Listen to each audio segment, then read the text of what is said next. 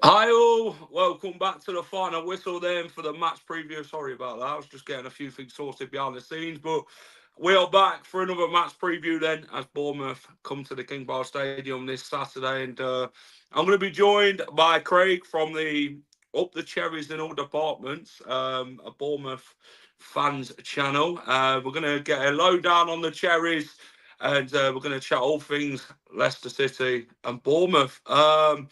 Guys, as always, get involved. Let me know your thoughts on everything we cover.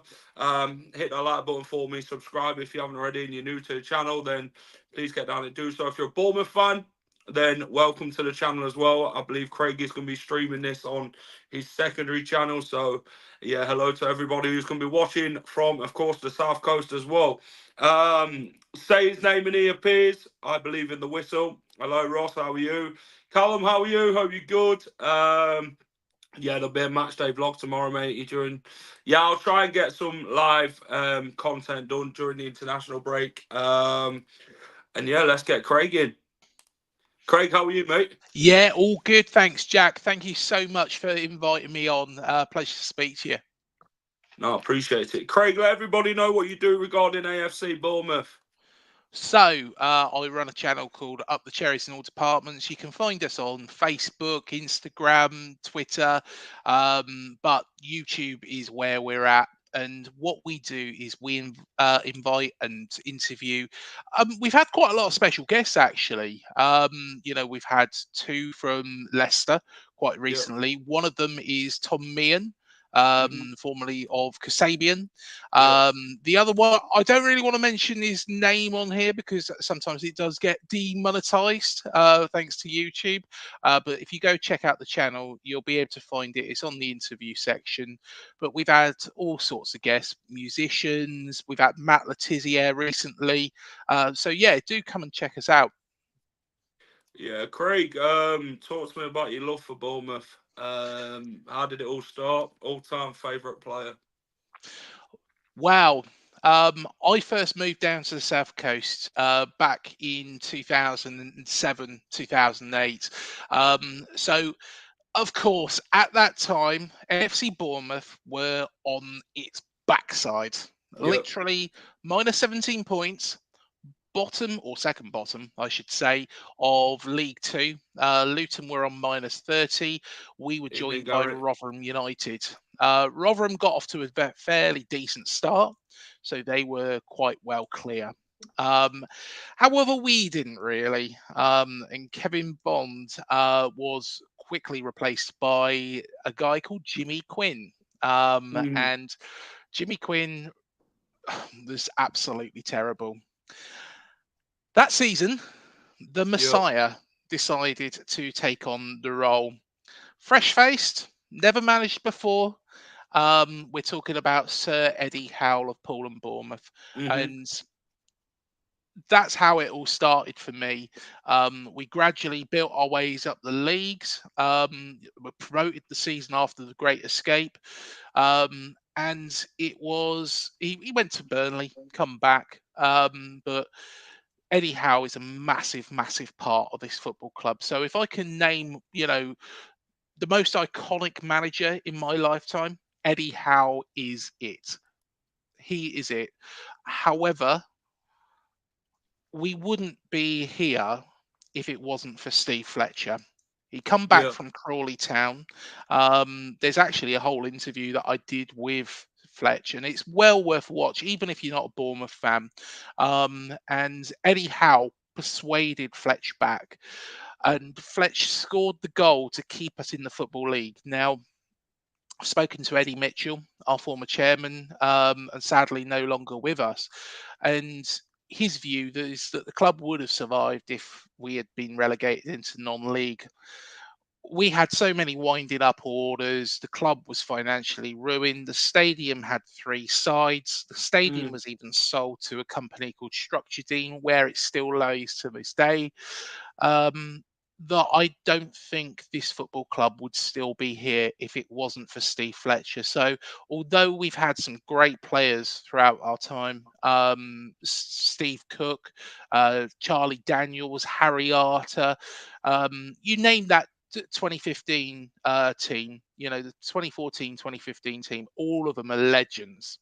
All of them are heroes and legends for even just getting us into this position, apart from Ryan Fraser, I should say. But all of them are absolute legends. But it wouldn't have been possible without Steve Fletcher and, of course, Sir Eddie. Ross talks about Jimmy Glass. Jimmy Glass type of goal to keep Bournemouth in the Football League. Ross No, says it it's an wasn't. incredible story, Bournemouth. It was an absolutely incredible story. The Jimmy Glass goal was actually for Carlisle United. I think it was against Scarborough. However, Jimmy Glass did play for us at one point as well. And he is still, well, he was on the books at the football club, I should Yeah. say. He's now at Wimborne Town, so he's doing something there. But he is he's an iconic goalkeeper for what he did at Carlisle. But yeah, it was a story where we'd just been beat. To give you the context, we'd just been beaten by Blythe Spartans in the FA Cup. We were in the relegation zone. We were quite far adrift. The club was in absolute disarray, in ruin, and they sacked Jimmy Quinn, and then gave the appointment to, like I say, Eddie Howe, who Yeah. I think at first he lost his first two games, believe it or not. But it did he want the job at the time? I think he probably had to take it out of necessity. It was just a case of, look, Eddie, you're cheap. You take on the job, and he did the unthinkable. So it's an I can't see many teams replicating that. I'm quite pleased for Luton that they actually had a good go at it. Of Yeah. course, they did get relegated last season, but they're probably the only other team, in the whole of the Football League that has been on a journey like this. The amount of times, even if you go back further than that, the amount of times this football club has had winding up petitions and orders, and we had the Winter Gardens, and the club was on its backside right at the bottom of the Football League. This football club is, it's not a traditional top flight club. It's not even a traditional championship club. In fact, we spent so little time in the championship. Where we've spent most of our time is in the bottom division. To think Bournemouth versus Luton was a League Two game back then Yeah, in 2009. Last year it was a Premier League game.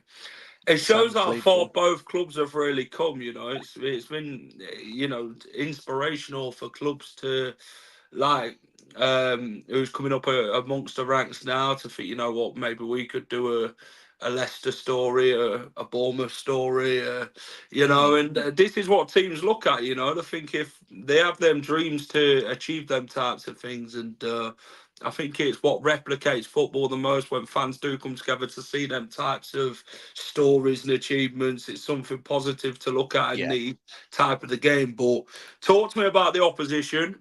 We'll get on to the Leicester game later on. Bournemouth sit 11th in the Premier League. Yep. 2 wins, 2 draws, 2 defeats. hmm How have you found things under the manager? Well, if we go back to last season, we got off to a Yeah. very, very poor start. Iriola was fresh to the job. I knew a bit about La Liga, so although I was unhappy with Gary O'Neill being sacked, hmm and I thought he was treated harshly, I could see why they did it. of course, we got off to a terrible start last year, and I questioned not so much his tactics, Yeah. because it works in Spain, but his adaptability to that. I did question that. I did question as well if he had the play and stuff. And I even turned around at one point and said, Iriola isn't going to achieve it at Bournemouth. We need to get in Jesse Marsh. Mm. It shows why I'm not a football chairman. Um, and I've kept that video up because it is part of the channel's history. It's part of our history. It's probably part of Iriola's history. He probably seen it and he's probably laughed back at it. And I don't blame him, to be perfectly honest, because after that we got a win against Burnley. It wasn't Yeah. spectacular. Bill Foley was in the house. I think if it had been a negative performance, a negative result, I think he might have chopped him. However, however, what he did from that point onwards was remarkable. We should have beaten Manchester United twice last season if it wasn't for a dodgy penalty and a dodgy free kick that should have been penalty for us. Mm. So we should have beaten them twice. We were spectacular, and this season, just to answer your point, and sorry, I've gone round the houses here. That's all right. Um, we should be on more points than we Yeah. were. The Forest game, fair enough. We didn't have a recognised striker. Dominic Solanke, of course, had left the club. Evan Nielsen wasn't registered in time. Not a problem. Semenyo was up front. We'll come back to Semenyo because Semenyo is a star, an absolute Yeah. star. But if you take him away from that right wing where he's so good and you stick him up front, although he can play that role, you take him out of where he is most effective. Evan Nielsen come in, and of course we played Newcastle next. If it wasn't for a dodgy VAR decision, we would have won that game. The ball was headed. It was a weak header by Dongo. Yeah. I'm not going to say it was a strong header. It was a weak header. It hit his shoulder and it went in the back of the net. In fact, Hmm. Dan Burns' hand was closer to the ball than Dongo's arm was, but they gave Dong a handball against Dongo for some reason. So we should have won that one. The Everton game, probably the poorest performance so far Yeah. this season. 87 minutes, we were absolute rubbish. 87 minutes, absolute rubbish. Everton 2-0 up. Everton aren't a very good side, she probably can attest to as well, after playing them recently. The subsequent 8 minutes, though, Mm. the following 8 minutes, I should say, was unbelievable.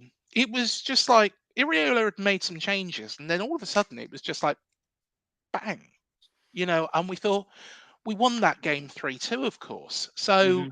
yeah, that was a very, very interesting, bizarre game, but probably our worst performance of the season. Chelsea at home, personally, should have beaten them. Should have Mm. beaten them. Unfortunately, Evan Nielsen didn't have his shooting boots on. The penalty, although well placed, wasn't strong enough. He didn't look confident on his run up as well, so that was disappointing. Chelsea, of course, nicked it at the end. Enzo Maresca, I can see why there were some frustrations last season because he didn't really adapt throughout the whole of the game. We was winning every second ball. Unfortunately, just the quality shone in the end. And Chelsea have got, well, they've got tons in depth, and let's be honest, they just break Yeah, every they have. single Yeah. rule. Liverpool, I can't really argue with that game. And then most recently, Southampton, Mm. where we didn't really have to get out of second gear to beat them. Yeah. Again, I personally don't think overall the performance was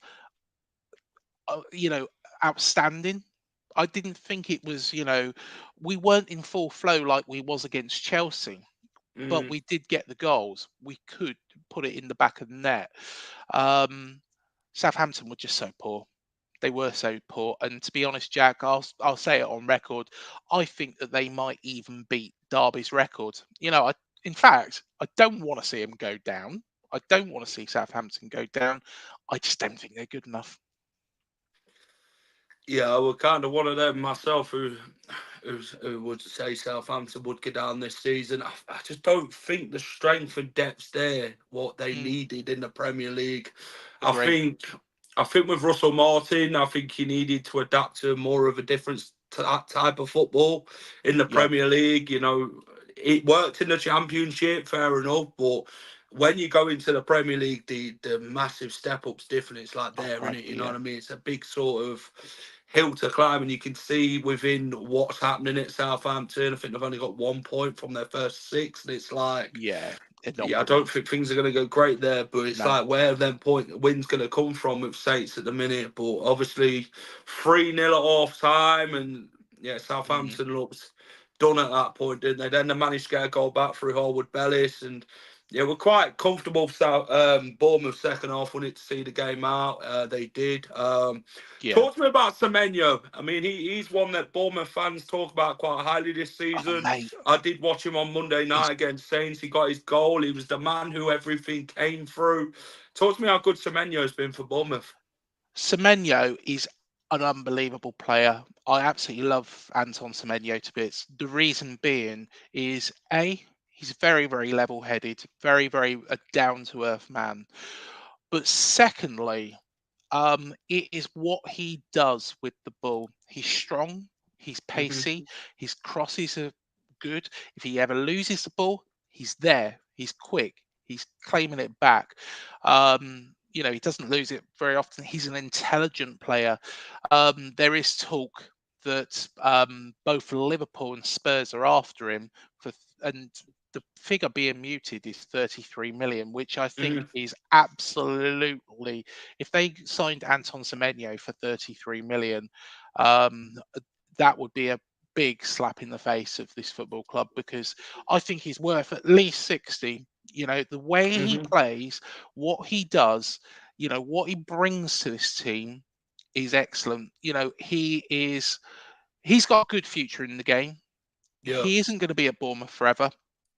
I'm first to admit that, but we need to enjoy him a lot longer. And he's got a contract till 2029, so he's not going to be cheap for whoever wants to sign him.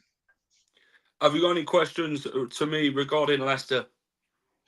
Um, well, to be honest, I do know quite a bit about Leicester. Okay. And one of the first things I would want to find out, and I've already spoken to quite a few people about this, is Steve Cooper and Yeah. Enzo Maresca. Now, of course, Enzo Maresca, I'll give you my opinion because, watching Leicester last season, Mm, you started like a bullet train. yeah. It looked as if you were going to get that points record, which I believe is 106. It's by Reading at the moment, isn't it? Yeah. I thought you was going to get it because Mm, hands down, it was the best team that I think the championship has seen at the start of the hmm. season, without a shadow of a doubt. And then it just all tailed off. And Mm. my question really is firstly, why do you think it tailed off? But secondly, Steve Cooper, have you got faith that he can actually get these players working and into do you think he can change the style as well of the team? Are you confident with him?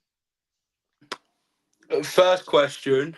I mean, everyone it's a bad patch, don't they, in the championship? I think Yeah. we'd be lucky to win every game in that league. It's a tough league. We found out, we hit that sticky patch, didn't we, around about February time and that where, we were cruising and we're thinking, you know what, we could go on and get them 106 points. Obviously, I didn't think about it at the time, but it'd have been nice to Hmm. get there or even get 100 points at the end of the season, which we just missed out on. Yeah.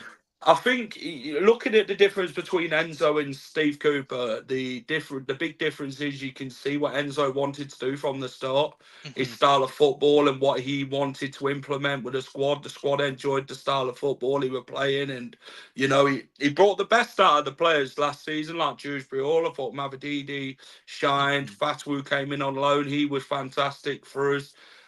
Jamie Vardy was banging in goals in the championship, and Enzo, did well. Obviously, we hit that sticky patch, didn't we, where we lost to Plymouth and Millwall, and then we had that sort of players' meeting of what went wrong, what could we have done, what could we do better, and we ended up changing it. We ended up winning the league in the end. Obviously, Mhm. Ipswich ran us to the end, didn't they, in Leeds? And Yes, yeah.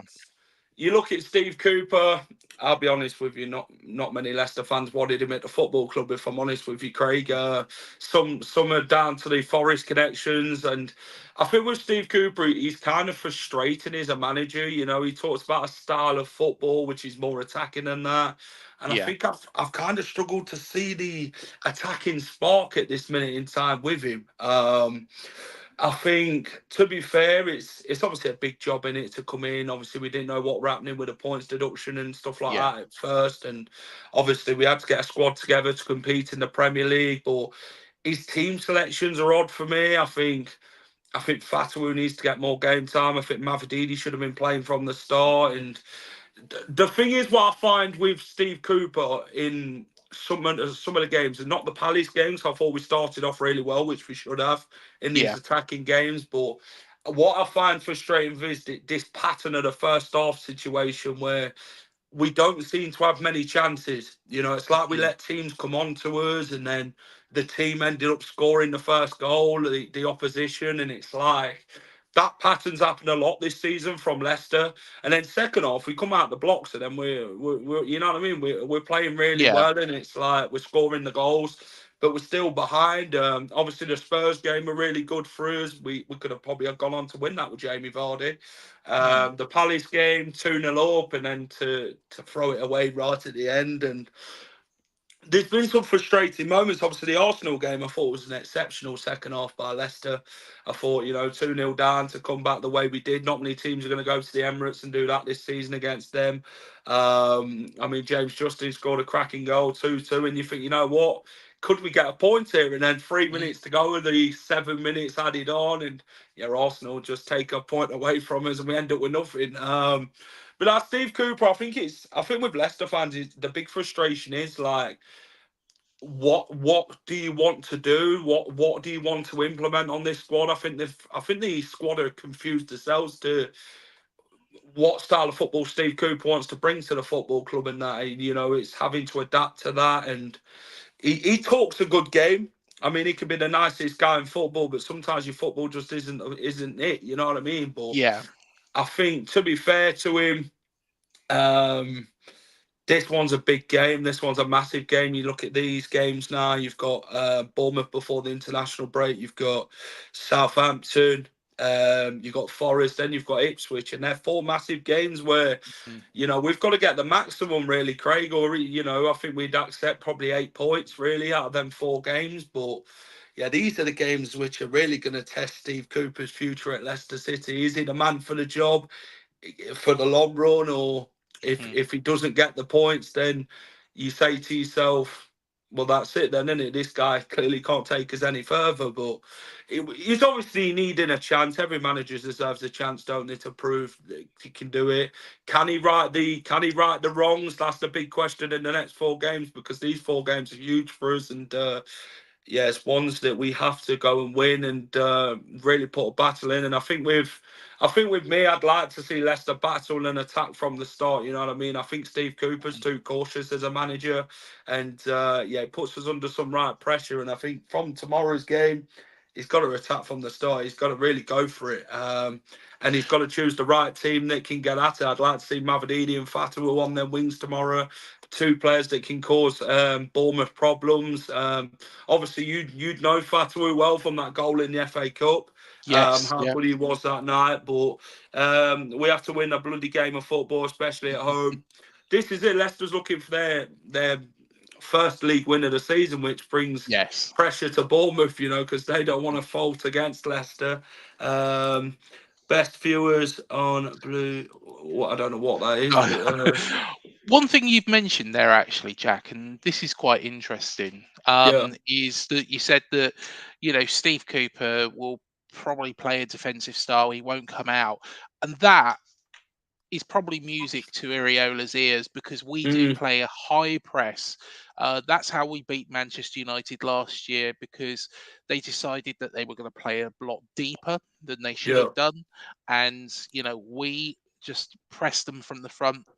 The goal that we scored, where Lewis Cook it was just an outstanding goal. The second goal, yeah. um, winning the ball back. There is no way you should win the ball back in that position, but we did.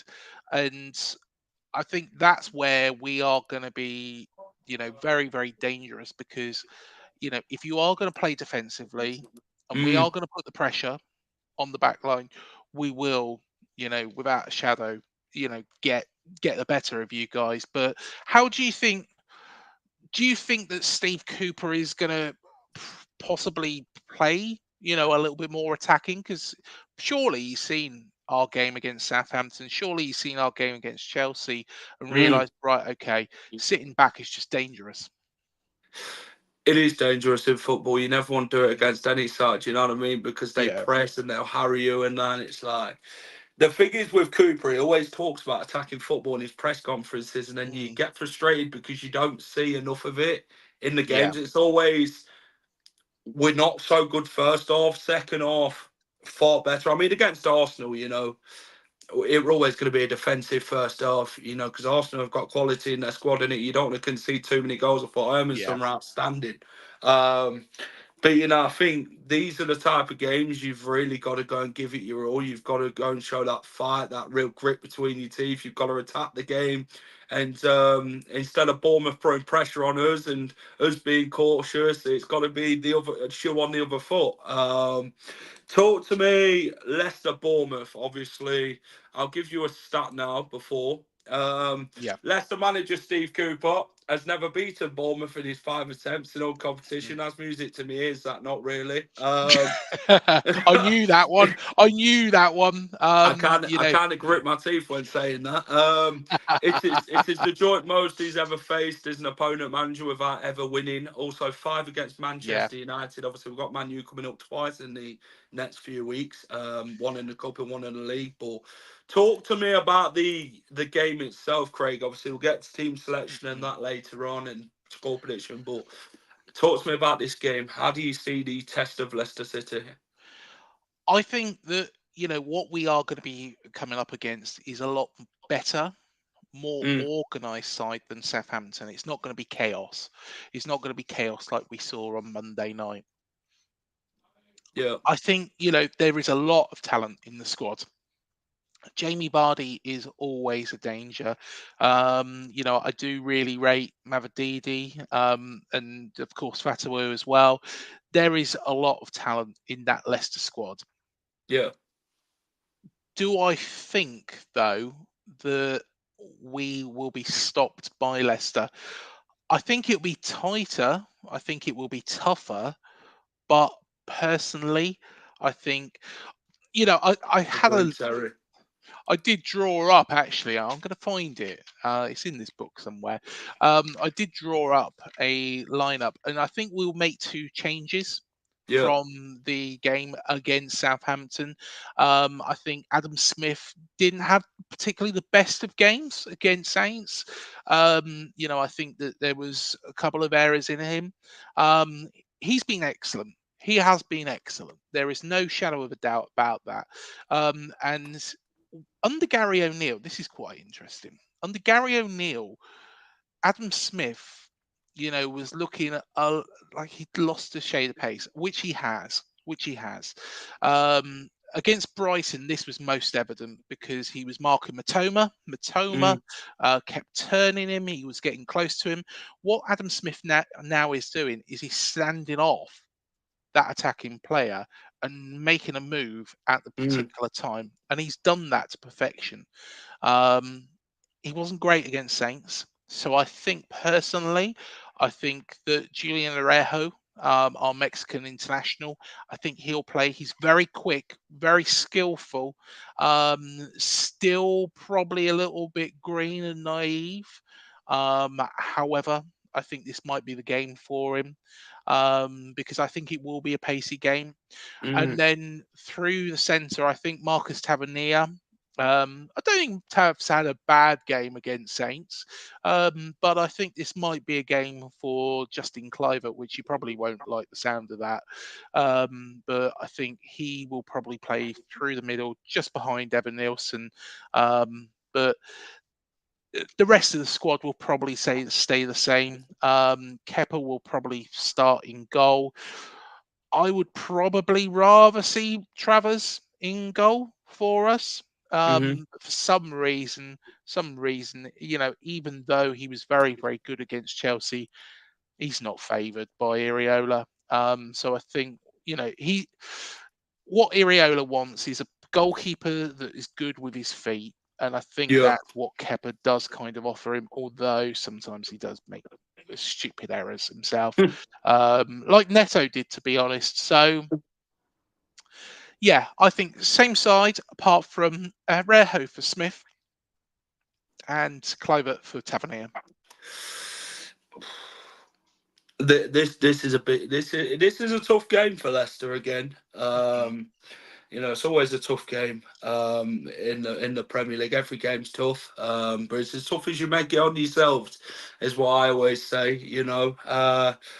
We've got to match Bournemouth tomorrow for sure. We've got to minimise their chances. Semenyo, we've got to keep him out, haven't we? Because you know how good he is. He's brilliant. He's The outstanding. midfield battle is going to be key tomorrow. I think we've got to. I think Buonanotte is the type of player that I think would influence the game. I think he's been fantastic for us so far. Jamie Vardy, your managers obviously spoke about him Yes. regarding he loves the goal, don't he? And the defence is going to be on warning tomorrow with Jamie Vardy for sure. Mhm. Mavididi and Fatawu, I think they offer real good pace. Obviously, Mavididi has been really sharp. He's done really well since coming in. Would have started him in more games, but Fatawu, we need to start him tomorrow. I think he's got to start over Ayew and that. I think Ayew for me is one of them players who you kind of bring off the bench in and see the game out when you are winning a game and that. And is a real tough nut. Jordan Ayew, he can get. He's Yeah. the man who likes to get stuck in and win your free kicks and that in them areas, and that'd be something that we'd look at. I think the defence, we've got to hold our own, especially from set pieces. I think Coley's been fantastic for us. Hermanson, he'll hope it ain't his busy days it was against Arsenal. I think one more save would have completed the record for the most saves in a Premier League game.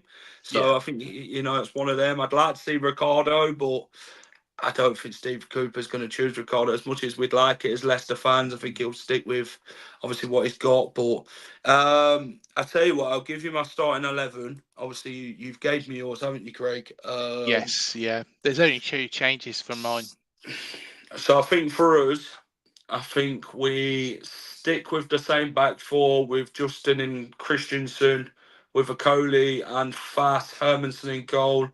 And then it's the midfield for me. I don't think he'll go with three centre mids. I think he'll go with Winks, and I think he'll stick with Ndidi.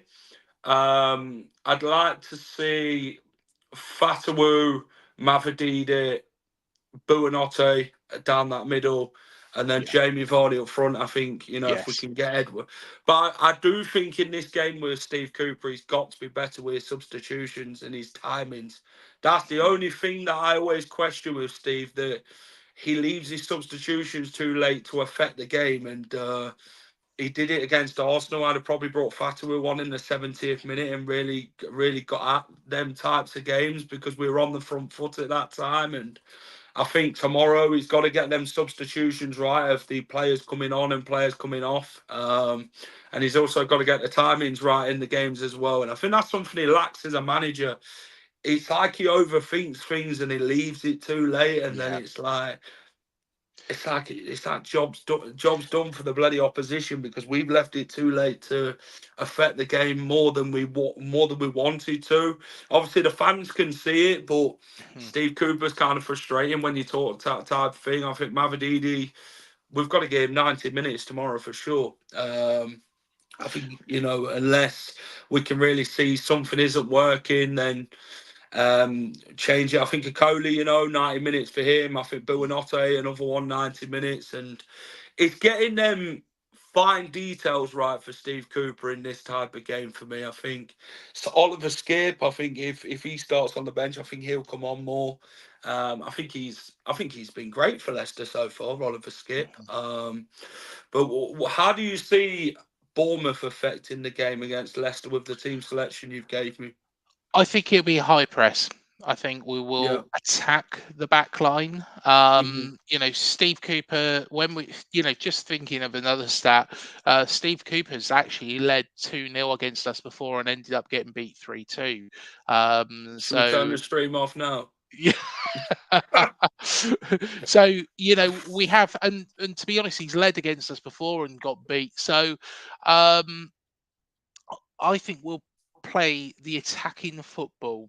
We'll play the attacking football that we are well known for now under Areola. I think, we will push the back line, Yeah. straight from the kickoff. Hmm. And if Steve Cooper is just going to pass round the back, it is going to play into our hands. So Steve Cooper really needs to come out, attack us, Yeah. because, and like somebody did say actually in the comments as well, Kepa, if you do have some pot shots at him, he is susceptible to Mm. conceding. He is expect, but yeah, I'm confident. I'm confident with this game, but it is going to be tougher. Like I say, what we've seen so far, we should really have another 5 points on the board. Fair enough. Let's have a look at the last 5 games at the King Power Stadium. Yep. 2 wins for Leicester, 1 for Bournemouth, 2 draws. I mean, I tell you what, I think the most memorable game I get of Leicester was when Jamie Vardy chipped Aaron Ramsdale when we went on and won that game. Yeah. The one where Riyad Mahrez scored that free kick late on to Mm. get a point, I thought was exceptional. It's always tough when we play Bournemouth. I mean, I think our home record's better than the away record at Bournemouth, if I serve my memory correctly.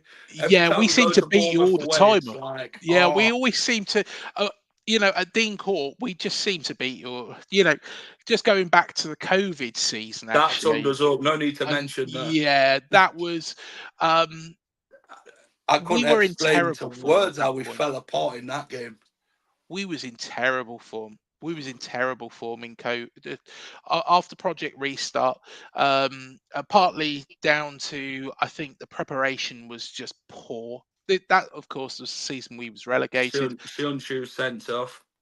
Yeah, it's Solanke gets his first goal in about bloody 5 years. yeah, but yeah, I think that game, was something that gave us a little bit of hope because we we were unprepared for Project Restart, and also the Ryan Fraser scenario. I actually loved it that we wound him right up on Monday night against Southampton.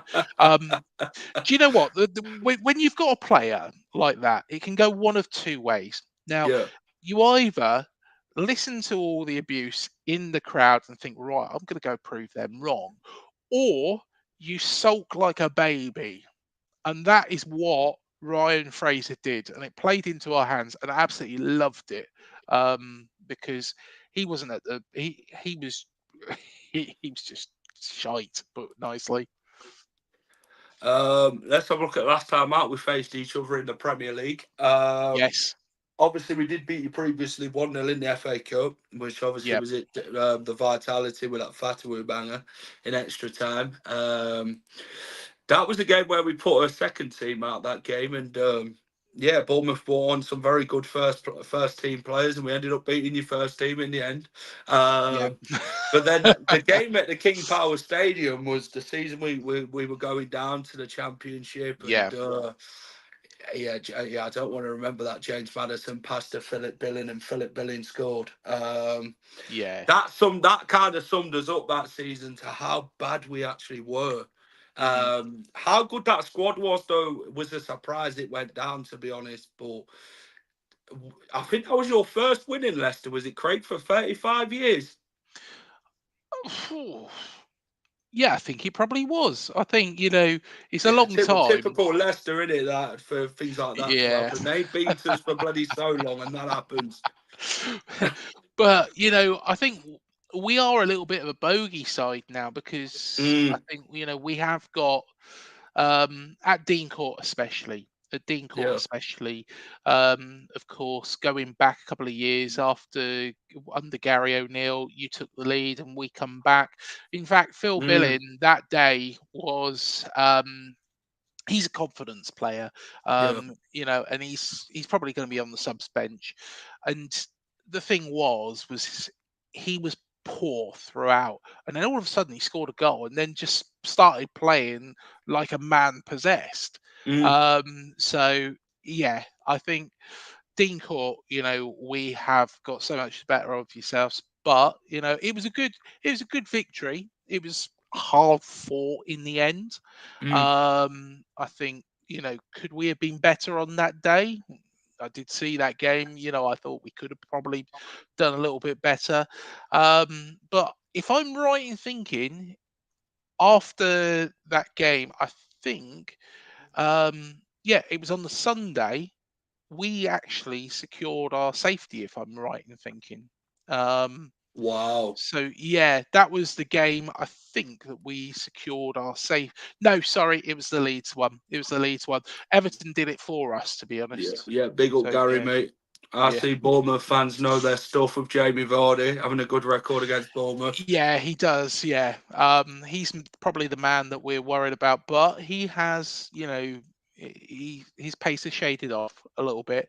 He's People probably more. um people write him off a lot. You know what I mean, Craig? You look at You Jamie Vardy. can't write him He gets older, doesn't he, every year? And Yeah. people every season say, "Yeah, is Jamie Vardy got it? Is he not?" And then people questioned him this season in the Mm. Premier League. Oh, he's lost a yard of pace. Oh, I don't think he's got it anymore. And man just proves them wrong time and time again. He scored 2 goals. It's so far this season. He I think definitely he's not far has. off the top 10, and he's Yeah. just an incredible player, isn't he? His career speaks for itself with how good he is. I think he started the Premier League quite late with, I think it was like 26, 27 at the time. And Yeah. if he'd have started more earlier, I think he'd had far more goals Oh, than what he's got now. But what a definitely. player. And, I think he's had to adapt his game a little bit because he knows that he oh, hasn't got well. the pace. During that remarkable season, it was Mm, our first season in Premier League, the season that you won the Premier League. He was picking up the ball from quite deep and then running with it, and he went on that. Was it 12? No, it was more than that, wasn't it? 11. 13, 11 was it? Oh, 11 and 11, yeah. 11. But still, it's remarkable. It's a To break that remarkable record. yeah, he was outstanding. And although he's lost a bit of pace, I think the Leicester team, do compensate for that. So Mm. yeah, he's still a danger man, and no doubt he'll probably score against us. But yeah, just hope we can get some more. Let's hope it's the winner. The No, f- no. the thing is with him, Craig, and I find that Mm, people just look at him as a goal scorer. But if you look at his all round play, that guy's good off mm. the ball. He works his arse off every game. You know, he's the biggest wind up merchant going when it comes to Yeah. opposition fans, and the opposition fans give it, and then they start moaning when he gives it back, and it's like the guy's just an all round legend at our football club. And will Mm. we see another Jamie Vardy again when it does end? Probably not, but maybe in another life. But no, for what he's won and the records that Yeah. he's broken, it's just a tremendous career. But moving on from Vardy, talk to me about the score prediction. I mean, how do you see this one going? I think it's going to be a tighter game. I'm Yeah. not going to bet against my own team. You probably knew that was going to happen. I'm going to go for a 2-1 win. Okay. I personally think, I think Evan Nilsson will score. You know, his second goal in the Premier League. It was great that he broke his, you know, he's got that off his back now. So, you know, I was concerned. But, you know, I think he'll get his second Premier League goal. I think that man will probably score, Jamie Vardy. But Semenyo, I think, will score the winner. And you look at Semenyo's stats, you know, he has been unbelievable, and there's no surprise that people are after him. Teams are after him. It's no surprise to me. A lot of people who I've spoke to looking at their Premier League predictions over the weekend, and I look at them every week, and a lot of people have gone for a draw, 1-1, 2-2. But I tell you what, I'm going to back Leicester to get their first Premier League win of the season. I think Steve Cooper needs this massively more than ever. If I'm honest with you, you know. I tell you what, I'm going to go Leicester 2, Bournemouth 1. And yeah, that's my score prediction. But Craig, thanks for coming on, buddy. I do appreciate it. Let everybody know where they can find you, mate, before I let you go. No, thank you so much, Jack. So you can find us at UTC IAD. Like I say, we've got loads of interviews, so do go and check those out as well. Had lots of special guests. The Leicester fan that I don't want to mention because I don't want your channel to be demonetized. That's on there.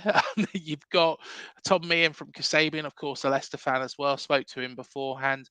But we've also had the likes of Richard Archer from Hardfi, who's recently released a song. Adam Devlin from the Blue Tones. Richie Neville from Five. You probably remember Five, don't you, Jack? Yep. Yeah, there we are. So yeah, we've had loads of people on there. Happy Mondays, Ocean Colour Scene. So yeah, come check us out. You know, hit subscribe. It's free. And yeah, thank you so much for inviting me on. I just hope that your score prediction is wrong. But you will, Steve Cooper will 100% get his first win after the international break, because you are playing Southampton, and if you get beat by Southampton, I think Steve Cooper probably needs shooting, to be perfectly honest. Madness. Cheers, Greg. Thanks for coming on, mate. All the best after Saturday for the season. Yeah, no problem. And likewise, mate. Thank you so much. Pleasure. Cheers, mate. That was Craig from the Up the Cherries in all departments. Also does a channel with Dean Court. But no, thanks to Craig for coming on. Do appreciate it. Guys, if you've enjoyed the stream, hit the like button for me. Subscribe if you haven't already. If you're new and you haven't subscribed, get down and do so. It would help me out massively. Go check out the Premier League predictions from week 7, as we did them yesterday. So go and check them out, see what I predicted for the Premier League games. Also, go and check out Xbox in the Box with former Leicester forward Ian Hume. Go and check that out as well. There'll be a match day vlog out for the game on Saturday as Leicester take on the Cherries and Camden Foxes pick up their first league win of the season, you know. But yeah, thanks for watching as always. Take care, and I will see you in the next one. Up the Foxes. Hi all, thank you for watching The Final Whistle. If you enjoy all our content, please remember to smash a like, share, and subscribe to the channel.